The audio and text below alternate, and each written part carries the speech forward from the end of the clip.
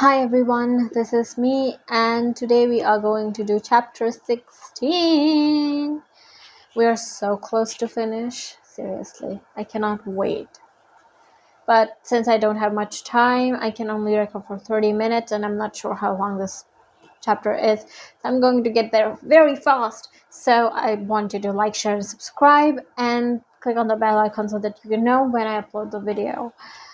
Let's get started. Chapter 16. We meet the dragon of eternal bad breath.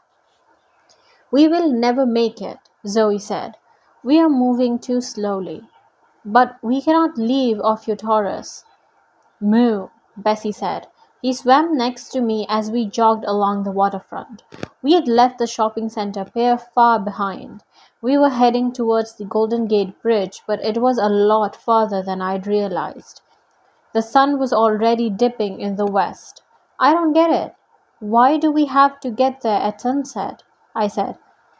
The Hesperides are the nymphs of the sunset, Zoe said.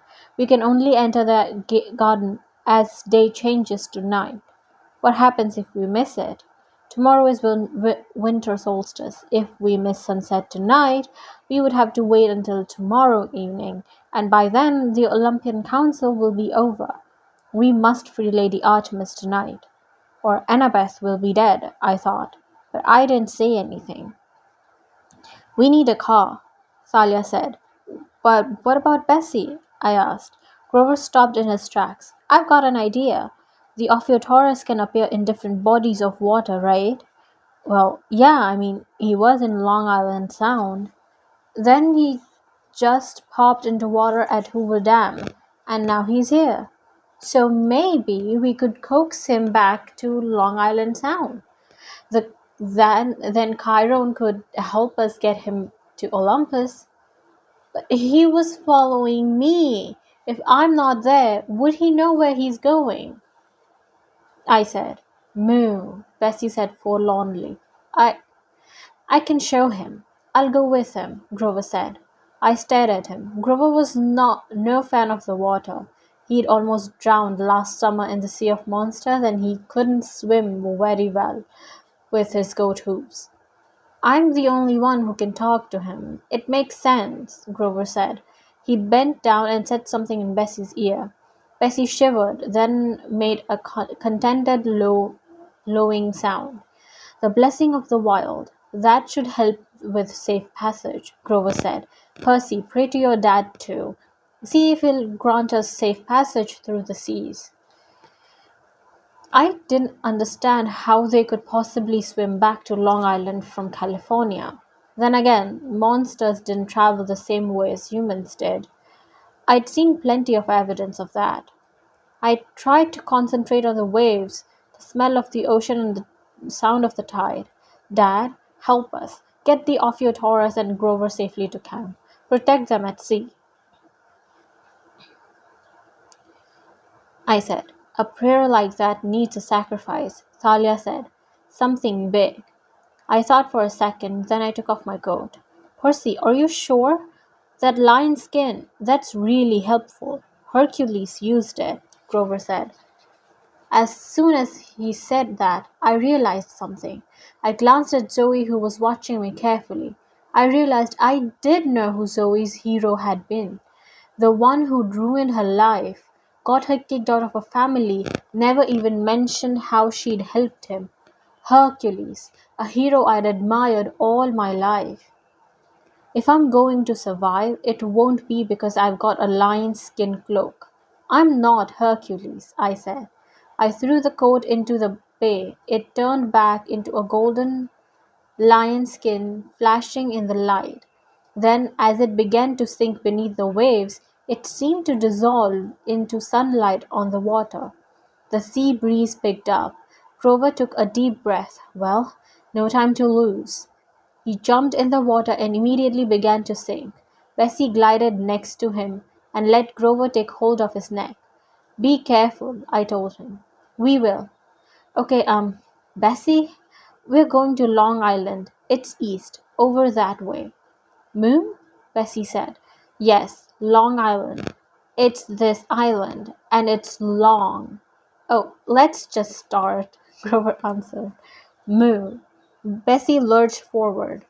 He started to submerge, and Grover said, I can't breathe underwater. Just thought I'd mention glub. Under they went, and I hoped my father's protection would extend to little things like breathing. Well, that is one problem addressed. But how can we get to my sister's garden? Thalia's right. We need a car. But there's nobody to help us here. Unless we borrowed one. I didn't like that option. I mean, sure, this was a life or death situation, but still, it was stealing. And it was bound to get us noticed. Wait, Thalia said. She started rifling through her backpack. There is somebody in San Francisco who can help us. I've got the address here somewhere. Who? I asked. Thalia pulled out a crumpled piece of notebook paper and held it up. Professor Chase, Annabeth's dad. Yeesh. After hearing Annabeth gripe about her father for 2 years, I was expecting him to have devil horns and fangs. I was not expecting him to be wearing an old-fashioned aviator's cap and goggles. He looked so weird, with his eyes bugging out through the glasses, that we all took a step back on the front porch. Hello, he said in a friendly voice. Are you delivering my airplanes? Thalia, Zoe, and I looked at each other warily. No, sir, I said. Drat, I need 3 more Sopwich camels, he said. Right, I said, though I had no clue what he was talking about. We're friends of Annabeth. Annabeth? He straightened as if I'd just given him an electric shock. Is she all right? Has something happened? You don't need to know that, sir. None of us answered, but our faces must have told him that something was very wrong. He took off his cap and goggles. He had sandy-colored hair like Annabeth and intense brown eyes. He was handsome, I guess, for an older guy, but it looked like he hadn't shaved in a couple of days, and his shirt was buttoned wrong. On one side of his collar stuck up higher than the other side. You'd better come in, he said. It didn't look like a house they'd just moved into. There was a Lego robot on the stairs and 2 cats sleeping on the sofa in the living room. The coffee table was stacked with magazines and a little kid's winter coat was spread on the floor. The whole house smelled like fresh baked chocolate chip cookies. There was jazz music coming from the kitchen. It seemed like a messy, happy kind of house, the kind of place that had been lived in forever. Dad, a little boy screamed, he's taking apart my robots. Bobby, don't take apart your brother's robots, Dr. Chase called absently. I'm Bobby, he's Matthew, a little boy protested. Matthew, don't take apart your brother's robots, Dr. Chase called. Okay, Dad. Dr. Chase turned to us. We'll go upstairs to my study. This way. Honey, a woman called. Annabeth's stepmom appeared in the living room, wiping her hands on a dish towel. She was a pretty Asian woman with red highlights hair tied in a bun. Who are our guests? She asked. Oh, this is, Dr. Chase said. He stared at us blankly. Frederick, you forgot to ask them their names? She chided. We introduced ourselves a little uneasily, but Mrs. Chase seemed really nice. She asked if we were hungry. We admitted we were, and she told us she'd bring us some cookies and sandwiches and sodas. There they came about Annabeth, Dr. Chase said. I half expected Mrs. Chase to turn into a raving lunatic at the mention of her stepdaughter, but she just pursed her lips and looked concerned. All right, go on up to the study and I'll bring you some food. Nice meeting you, Percy. I've heard a lot about you. She smiled at me. Upstairs, we walked into Dr. Chase's study and I said, Whoa. The room was wall to wall books, but what really caught my attention were the war toys. There was a huge table with miniature tanks and soldiers fighting along a blue painted river, the hills and fake trees and stuff. Old-fashioned biplanes hung on strings from ceiling, tilted at crazy angles like they were in middle of a dogfight. Dr. Chase smiled. Yes, the third battle of Ypres. I'm writing a paper, you see, on the use of soap with camels to strafe enemy lines. I believe they played a much greater role than they've given it credit for. He plucked a biplane from its string and swept it across the battlefield, making airplane engine noises as he knocked down a little German soldiers. Oh, right, I said. I knew Annabeth's dad was a professor of military history. She'd never mentioned he played with toy soldiers. Zoe came over and studied the battlefield. The German lines were further from the river. Dr. Chase stared at her. How do you know that? I was there, she said matter-of-factly. Artemis wanted to show us how horrible war was, the way mortal men fight each other, and how foolish too. The battle was complete waste. Dr. Chase opened his mouth in shock. You? She's a hunter, sir. But that's not why we're here, Thalia said. We need. You saw the stopwatch camels. How many are there? What formations did they fly? Dr. Chase said. Sir, Thalia broke in again. Annabeth is in danger. That got his attention. He set the biplane down. Of course. Tell me everything. It wasn't easy, but we tried. Meanwhile, the afternoon light was fading outside. We were running out of time. When we'd finished, Dr. Chase collapsed on his leather recliner. He laced his hands. My poor brave Annabeth, we must hurry. So we need transportation to Mount Tamalpais, Zoe said, and we need it immediately. I'll drive you. Hmm. It would be faster to fly in my camel, but it only seats two. Whoa, you have an actual biplane? I said. Down at Crissy Field, Dr. Chase said proudly. That's the reason I had to move here. My sponsor is a private collector with some of the finest World War One relics in the world. He let me restore the Sopwith camel.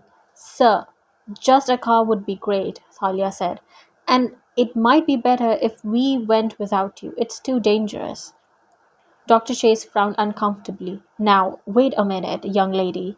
Annabeth is my daughter. Dangerous or not, I can't just. Snacks, Mrs. Chase announced. She pushed through the door with a tray full of peanut butter and jam sandwiches and cokes and fresh cookies out of the oven, the chocolate chips still gooey. Salia and I inhaled a few cookies while Zoe said, I can drive, sir. I'm not as young as I look. I promise not to destroy your car. What's this about? Mrs. Chase knitted her eyebrows. Annabeth is in danger, on Mount Tam. I would drive them, but apparently it's no place for mortals, Dr. Chase said. It sounded like it was really hard for him to get that last part out. I waited for Mrs. Chase to say no. I mean, what mortal parent would allow three underage teenagers to borrow their car? To my surprise, Mrs. Chase nodded. Then they'd better get going. Right, my keys. Dr. Chase jumped up and started patting his pockets. His wife sighed. Frederick, honestly, you'd lose your head if it weren't wrapped inside your aviator hat. The keys are hanging on the peg by the front door. Right, Dr. Chase said. Zoe grabbed a sandwich. Thank you, Berth. We should go. Now. We hustled out the door, down the stairs, the Chases right behind us. Percy, Mrs. Annabeth called. Sorry, Mrs. Chase um, called as I was leaving. Tell Annabeth. Tell her she still has a home here, will you? Remind her of that. I took one last look at the messy living room, Annabeth's half-brothers spilling Legos and arguing, the smell of cookies filling the air. Not a bad place, I thought. I'll tell her, I promised. We ran out of the yellow VW convertible parked in the driveway. The sun was going down. I figured we'd had less than an hour to save Annabeth. Can't this thing go faster? Thalia demanded. Zoe glared at her. I cannot control traffic. You both sound like my mother, I said. Shut up, they said in unison. Zoe waved in and out of traffic on the Golden Gate Bridge. The sun was sinking on the horizon when we finally got into Marine County and exited the highway. The roads were insanely narrow, winding through forests and up the sides of hills and round the edges of steep ravines. Zoe didn't slow down at all. Why does everything smell like cough drops? I said. Eucalyptus. Zoe pointed to the huge trees all around us. The stuff koala bear eats? And monsters. They love chewing the leaves, especially dragons, she said. Dragons chew eucalyptus leaves? Believe me, Zoe said.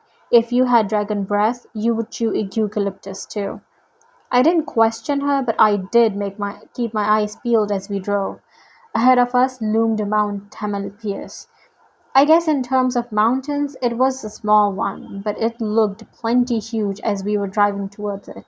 So that's the Mountain of Despair? I asked. Yes, Zoe said, tightly. Why do they call it that? She was silent for almost a mile before answering. After the war between titans and gods, many of the titans were punished and imprisoned. Kronos was sliced to pieces and thrown into Tartarus. Kronos' right-hand man, the general of his forces, was imprisoned up there on the summit, just beyond the garden of Hesperides. The general, I said. Clouds seemed to be swirling round its peak, as though the mountain were drawing them and spinning them like a top. What's going on up there? A storm? Zoe didn't answer. I got a feeling she knew exactly what the clouds meant, but she didn't like. We have to concentrate, Thalia said. The mist is really strong here. The magical kind or the natural kind? I asked. Both. The grey clouds swirled even thicker over the mountain, and we kept driving straight towards them. We were out of the forest into wide open spaces of cliffs and grasses and rocks and fog. I happened to glance down at the ocean as we passed a scenic curve, and I saw something that made me jump out of my seat. Look! But we turned a corner and the ocean disappeared behind the hills. What? A big white ship, docked near the beach. It looked like a cruise ship. Luke's ship? Her eyes widened. I wanted to say I wasn't sure. It might be coincidence, but I knew better. The Princess Andromeda, Luke's demon cruise ship, was docked at that beach. That's why he'd sent his ship all the way down to Panama Canal. It was the only way to sail it from East Coast to California. We will have company then. Kronos' army, Zoe said grimly.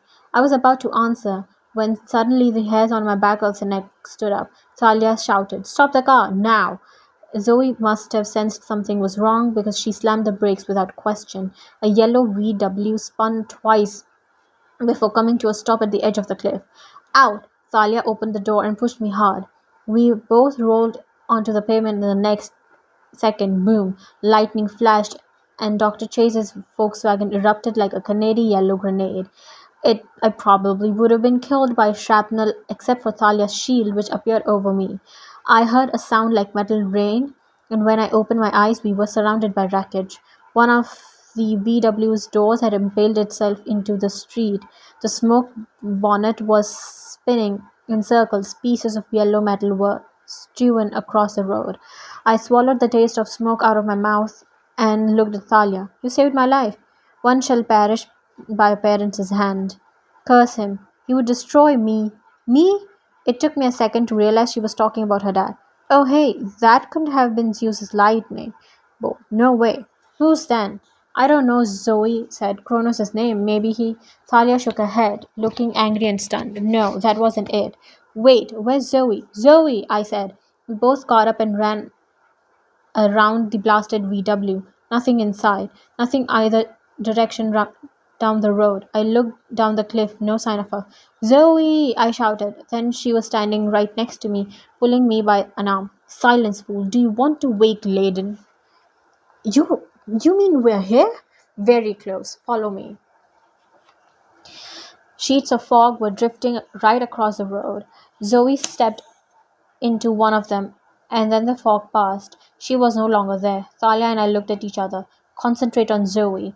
We are following her. Go straight into the fog and keep that in mind, Thalia advised. Wait, Thalia, what happened back in the pier? I mean, with the manticore and the sacrifice? I don't want to talk about it. You wouldn't actually have, you know. She hesitated. I was just shocked, that's all. Zeus didn't send that lightning bolt at the car. It was Kronos. He's trying to manipulate you, make you angry at your dad. She took a deep breath. Percy, I know you're trying to make me feel better, but thanks, but come on. We need to go. She stepped into the fog, into the mist, and I followed. When the fog cleared, I was still on the side of the mountain, but the road was dirt. The grass was thicker, the sunset made a blood-red slash across the sea. The summit of the mountain seemed closer now, swirling with storm clouds and raw power. There was only one path to the top, directly in front of us, and it led through a lush meadow of shadows and flowers, the garden of twilight, just like I'd seen in my dreams. If it hadn't been for the enormous dragon, the garden would have been the most beautiful place I'd ever seen. The grass shimmered with silvery evening light, and the flowers were each brilliant colors. They almost glowed in the dark. Stepping stones of polished marble, black marble, led round either side of the 5-story tall apple tree, even bow glittering with golden apples. And I didn't mean yellow golden apples, like in the grocery store. I mean real golden apples. I can't describe why they were so appealing, but as soon as I smelled their fragrance, I knew that one bite could be the most delicious thing I'd ever tasted. The apples of immortality, Hera's wedding gift from Zeus, Thalia said. I wanted to step right up and pluck one, except for the dragon coiled around the tree. Now, I don't know what you think of when I say dragon. Whatever it is, it's not scary enough. The serpent's body was as thick as booster rocket, glinting with coppery scales.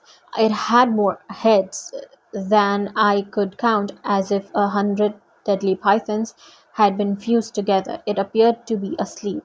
The heads lay curled in a big spaghetti like mound on the grass, all the eyes closed. On the shadows in front of us began to move.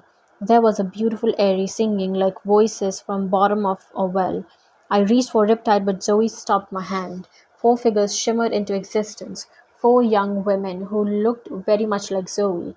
They all wore white Greek chittons. Their skin was like caramel. Slick, silky black hair tumbled loose around the shoulders. It was strange, but I'd never realized how beautiful Zoe was until I saw her siblings, the Hesperides. They looked just like Zoe, gorgeous and probably very dangerous. Sisters, Zoe said. We do not see any sister. We see 2 half-bloods and a hunter, all whom shall soon die, one of the girls said coldly. You've got it wrong. Nobody's going to die. I stepped forward. The girls studied me. They had eyes like volcanic rocks, glassy and completely black. Perseus Jackson, one of them said. Yes, mused another. I do not see why he's a threat. Who said I was a threat? The first Hesperides glanced behind her towards the top of the mountain. They fear thee. They are unhappy that this one has not yet killed thee. She pointed at Thalia. Tempting sometimes, but no thanks. He's my friend, Thalia admitted. There are no friends here, daughter of Zeus, the girl said. Only enemies. Go back. Not without Annabeth, Thalia said. And Artemis, Zoe said. We must approach the mountain. You know he will kill thee. You are no match for him, the girl said. Artemis must be freed. Let us pass, Zoe insisted. The girl shook her head. You have no rights here any more.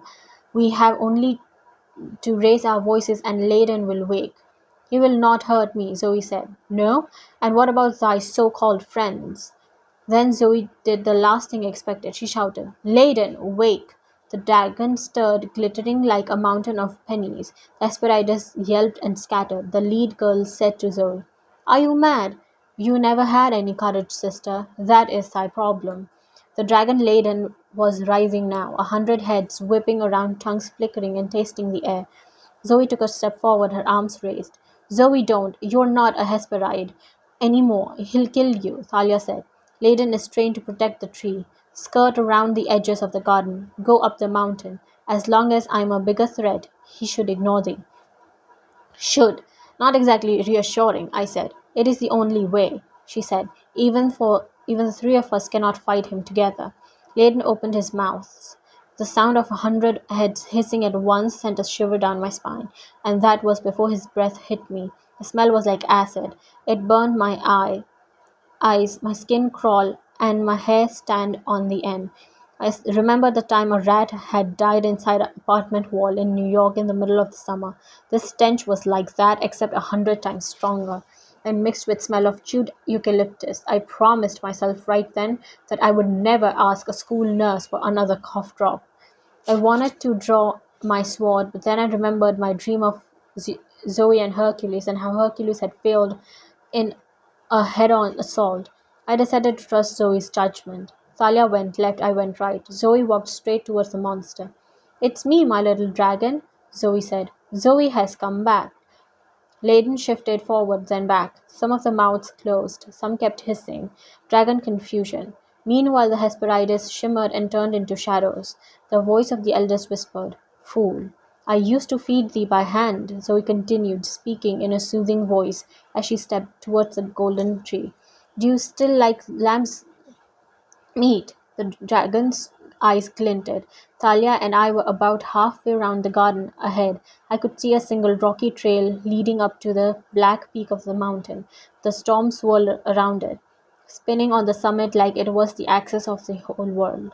We'd almost made it out of the meadow when something went wrong. I felt the dragon's mood shift. Maybe Zoe got too close, maybe the dragon realized he was hungry, whatever, he lunged at Zoe. 2,000 years of training kept her alive. She dodged one set of slashing fangs and tumbled under another, weaving through dragons' heads as she ran in our direction, gagging from the monster's horrible breath.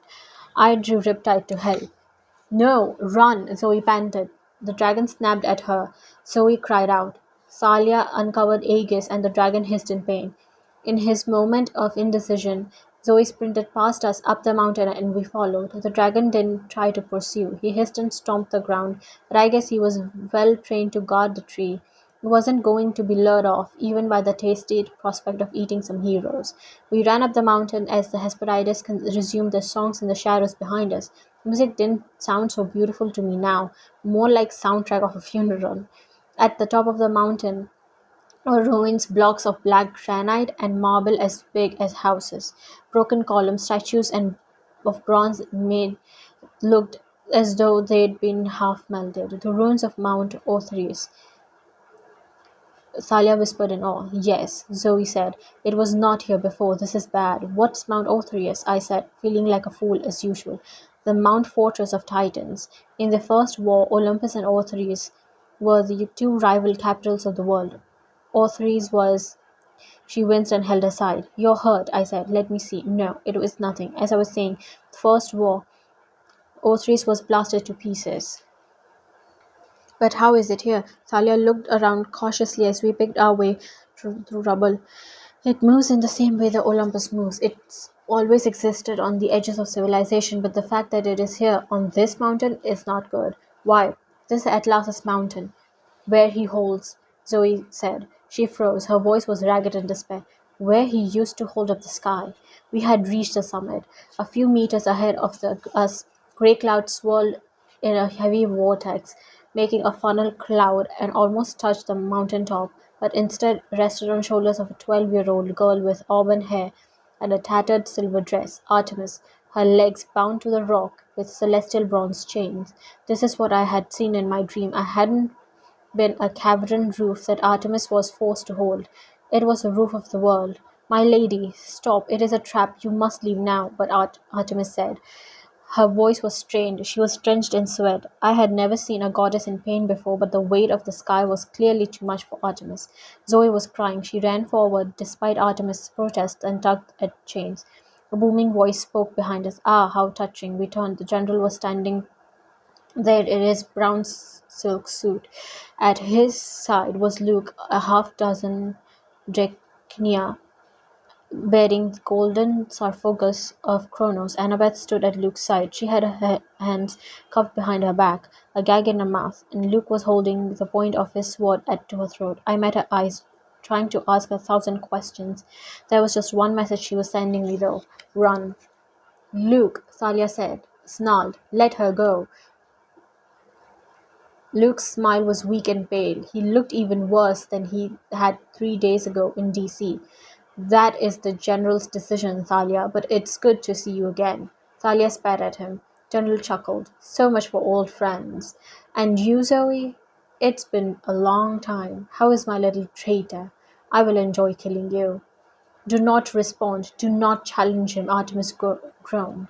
Wait a second. You're at last, I said. The general glanced at me. So even the stupidest of the heroes can finally figure something out. Yes, I'm at last. The general of the Titans.